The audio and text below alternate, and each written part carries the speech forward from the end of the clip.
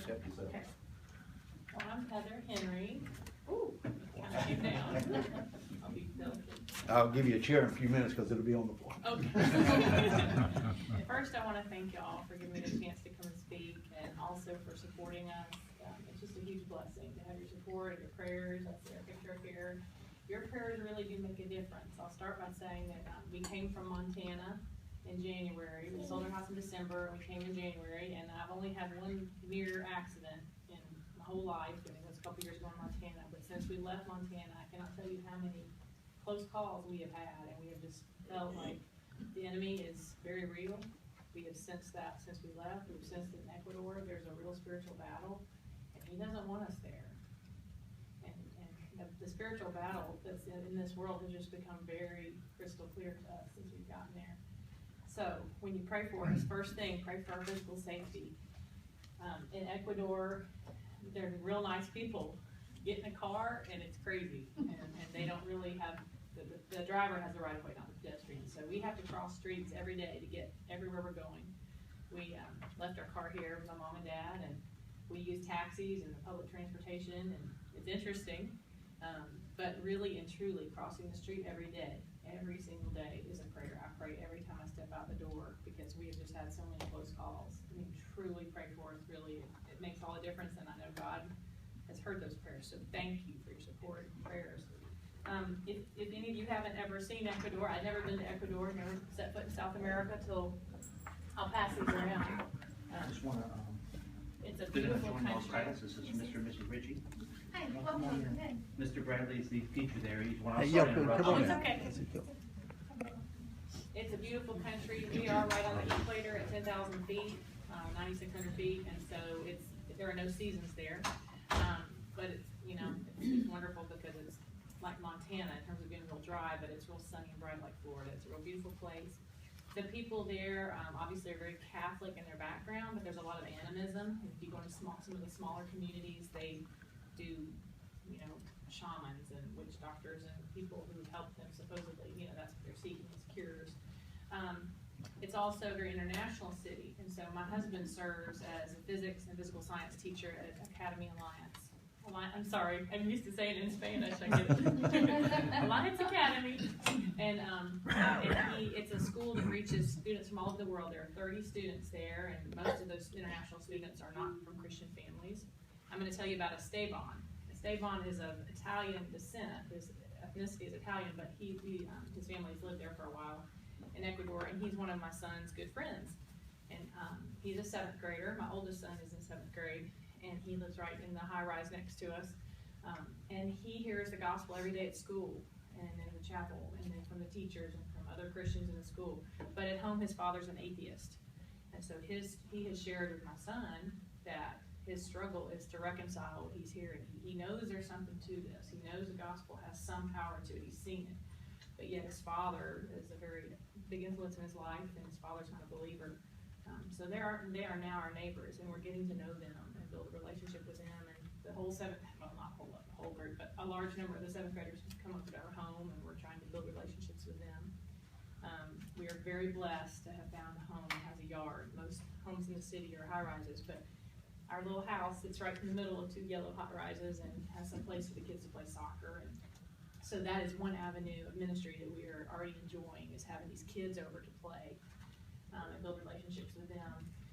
There are a lot of Chinese students, Korean students, Brazil, large number of Asian students, which is really interesting because we have a daughter who's adopted from China, so she just blends right in, more so than she did in Montana.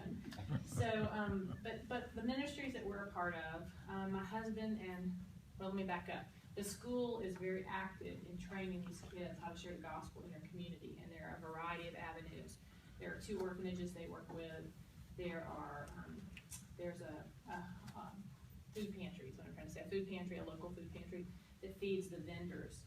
These vendors that are out on the street every day they just eke out a living. And we've gotten to know some of them. One of them is named Laura, and I see her every day, and we visit each other.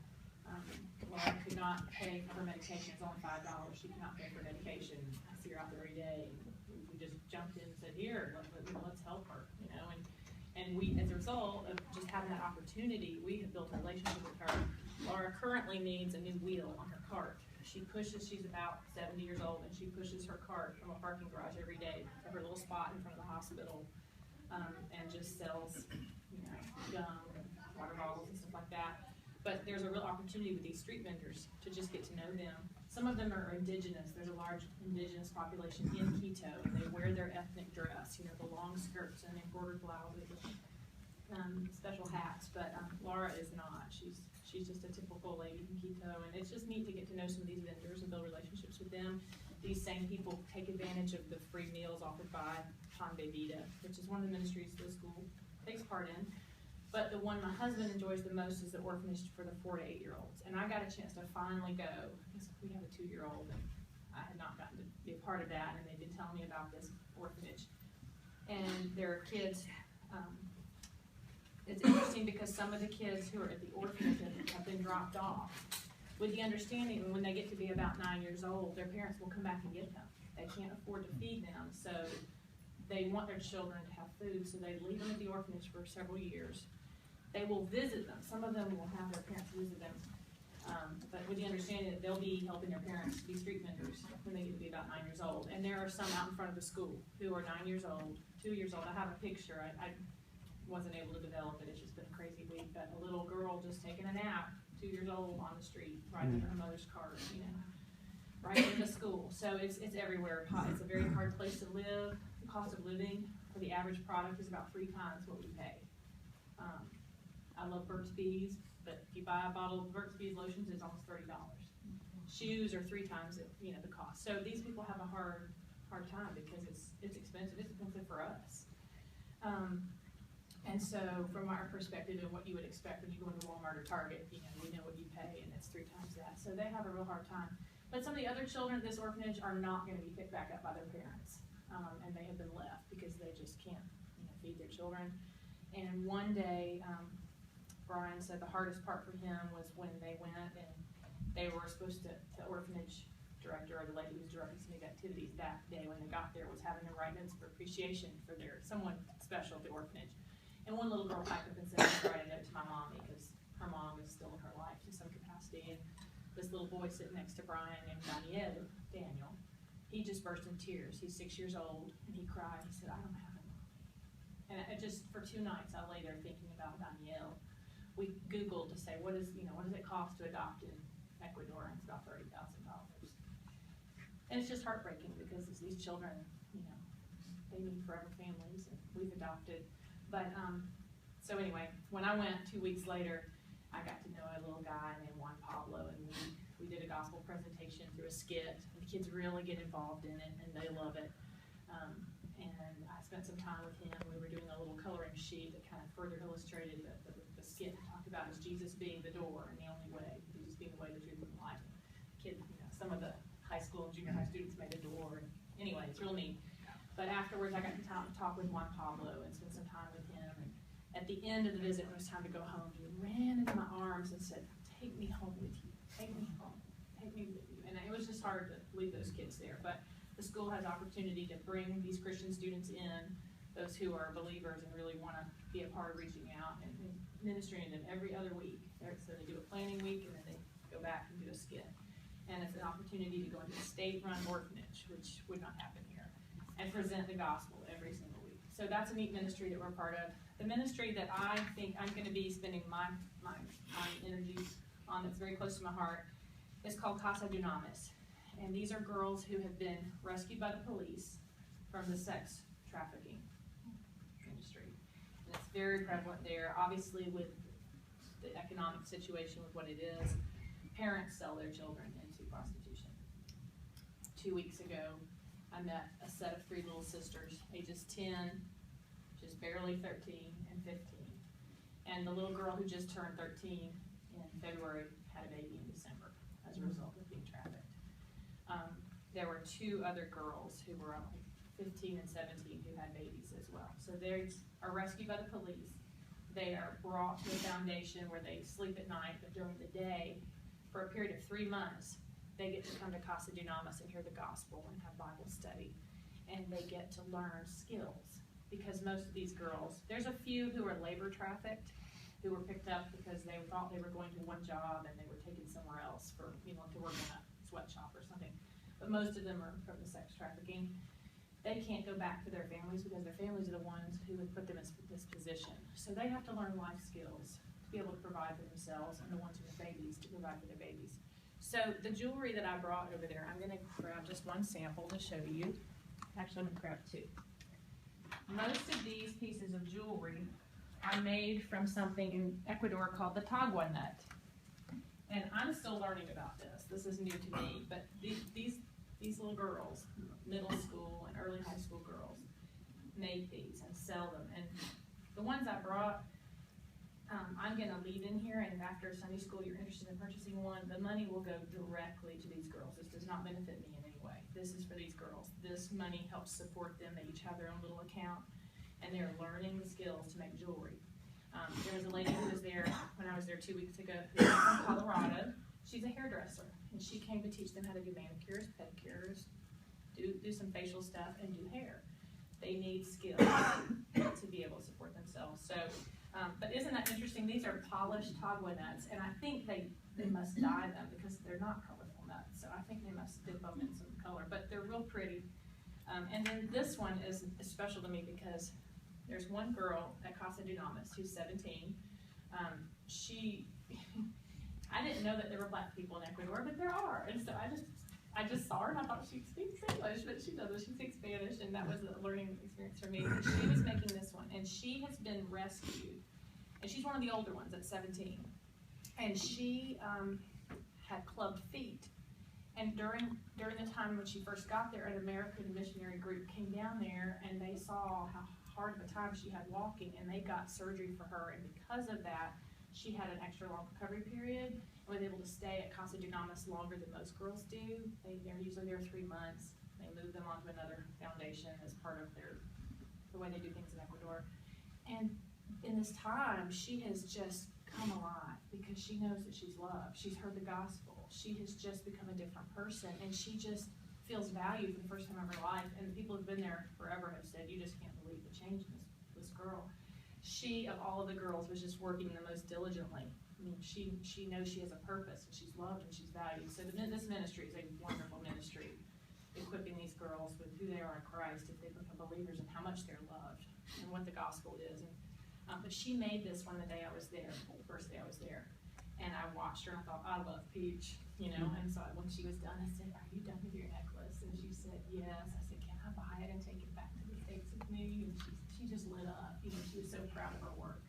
So this is hers, and then I saw her at church the next Sunday. So those are some of the ministries we're involved in, and we do appreciate your prayers. I could say a whole lot more. I'm going to leave some time for questions, though. I know some of you are going to Ecuador, so you might have some questions. Do you feel pretty safe over there? Yes, we feel safer than we thought we would. We were told you've got to look over your shoulder at all times. And coming from Montana, where there's really not much crime at all, we were just terrified. We got there and we realized we feel more scared in Atlanta. I mean, I've been in downtown Atlanta. We've never had anybody approach us to try and pickpocket us or rob us or anything. And actually, I heard from another mother who's a teacher at the school that with children, if you have your children with you, they have a super respect for moms. I mean, even though that's kind of thinking, what I shared with you, you'd think, well, that doesn't really make sense, but they do. They see you with a baby and children. They leave you alone, and she's never had anything happen, and I feel pretty safe. I'm very cautious, and I don't carry a purse. I can put my money and my keys in my pocket, but I don't feel as afraid as I thought I would. Yeah, just common sense and kind of keeping your head about you. Yeah, I feel fine. I think it's probably worse than Memphis, Tennessee, honestly. I've lived there too. It's kind of great. So yeah, good question. Are folks open to the gospel? They are, and it's interesting because I have befriended a lady who's Ecuadorian, who's from the jungle. She's lived in Quito for 20 years, and she shared how she and her entire family became believers as a result of HCJB radio ministry, which was launched in the early 1900s through radio programs, and then they're the ones who opened the hospital that I referenced earlier. Hospital, the school, HCJB radio ministry, which is global. I think they've changed to Reach Beyond now, but they've had a very strong presence in the city, and yes, people are open. And people are more willing and ready to talk about spiritual things. This friend who became a believer, who's from the jungle, she shared, just some of the strange things that have happened. There's just more of an awareness of the spiritual realm. There's a thing that takes place every Easter with the Catholics. You may have seen it in the Philippines, where they'll carry these crosses and wear these crown of thorns, and there's this understanding of Jesus, but yet they don't understand the personal relationship. And so I found people to be very open. Yes, it's very interesting. You can go a little bit deeper, I feel like. The workforce is very low over there. People are hard workers. The manufacturing is more so, there's a lot of grains. Like you see here in the stores, quinoa, it's Quinoa. People would say quinoa, but it's quinoa. That's an indigenous grain, and that's very cheap there. What else? There's just a lot of grains there, and a lot of, the bananas we eat, in the store, they're from Ecuador. So the agricultural side of business is big, but their products, other products, like I mentioned, the clothing is just so poorly made. I think they're trying to, become their own, but I don't know if they're going about it the right way by eliminating all trade. So that's the other thing, is that for us, the cost of living is much higher than we expected. But since we've even just arrived in January, the president has been trying to eliminate a lot of the American products, and there have been riots, kind of controlled riots, from these street vendors, because they sell American navel oranges and American grapes and ketchup and stuff, and that's disappearing and or becoming so high priced you can't get it anymore, just since we arrived. So, and then since last summer, when we were supposed to have gotten there and our house sale fell through and we had to come, in January, the prices on the rent have gone up. So the cost of living is skyrocketing while we are there. We're watching it happen. So things are changing very quickly economically for them, which is kind of stressful for my husband, because we raised the support based on what we were told at the time, and that's changing. So, it's a little crazy trying to plan with things changing so fast. So, I hope that answered your question. Kind of evolving there. But please continue to pray for our family and our safety. And the other thing is the health stuff, that you have to kind of soak all your fruits and veggies in this solution, because there are parasites. Fortunately, we've only had one trip to the hospital. Our 2-year-old got pneumonia 6 days after getting there, and we were there for 4 days. So far, we've all been pretty healthy. Altitude has affected our daughter a good bit, but other than that, we've stayed healthy. So we appreciate your prayers. And if you have more questions about this ministry for these girls, or you're interested in buying some of the jewelry, again, it will go direct. I've bought it myself, but anything that I make, I'm going to take back to them, because it goes straight to those girls. So let me know if you have other questions. Thank you for letting me share. Did you have any questions? No. Oh, okay. All right.